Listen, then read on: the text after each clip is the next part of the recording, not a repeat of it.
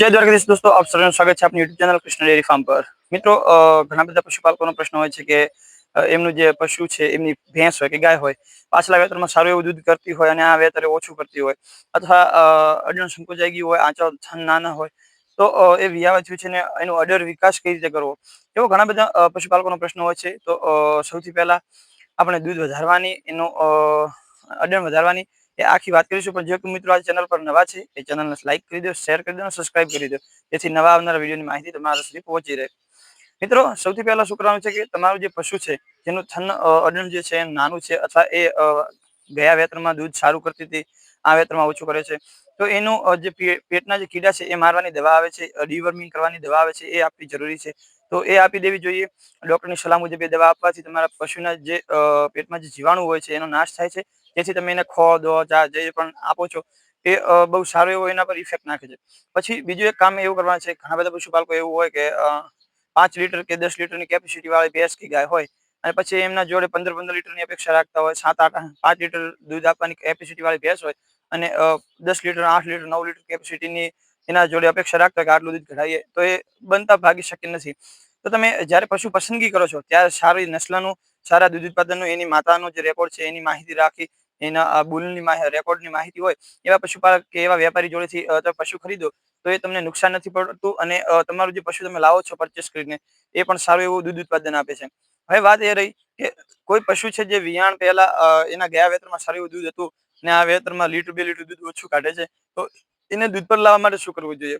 તો સૌથી પહેલા એના માટે 3 ઇન્ગ્રીડિયન્ટ લેવાના છે, જે બહુથી સરળ, સારા અને ઘરે મળી રહે એવા જ ઇન્ગ્રીડિયન્ટ છે। તો સૌથી પહેલા તમારે લેવાનું છે બાજરો। બાજરાને 1 કિલો બાજરો તમે એક દિવસનો લઈ અને એમાં પાણીમાં લઈને ચૂલા પર જો ચડાવી દો તો સારી રીતે રાંધી અને એને ઠારી દેવાનો છે। સવારમાં બાજરો ચડાવ્યો તો એને ઠારીને સાંજે તમે પશુને આપી શકો। એ બાજરા સાથે લેવાનો છે ગોળ। હા મિત્રો, ગોળ લેવાનું છે।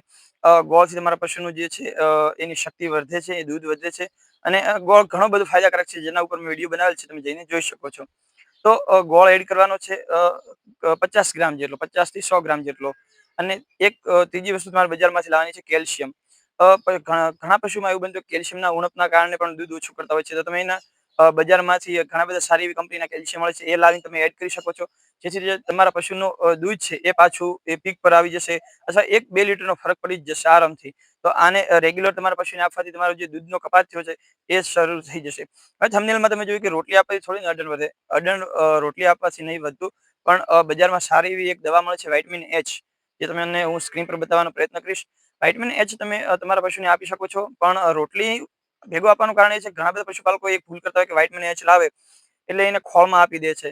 ખોળમાં આપવાથી પશુ અડધું ખાય છે, થોડું મોઢાથી ઢોળે છે, જ્યારે વિટામિન H તમે રોટલી પર લગાવી અને સારી રીતે ચોપડીને પશુને આપો છો, તો જ્યારે એ 1 મહિનાનું કે 1.5 મહિનાનું, 2 મહિનાનું કાચું હોય, તમે જો વિટામિન H આપવાનું શરૂ કરો તો તમારા પશુના જે અડરનો વિકાસ છે, જેની દૂધ કોશિકાઓ અને નળીઓનો જે નસોનો જે વિકાસ છે એ બહુ સારો થાય છે।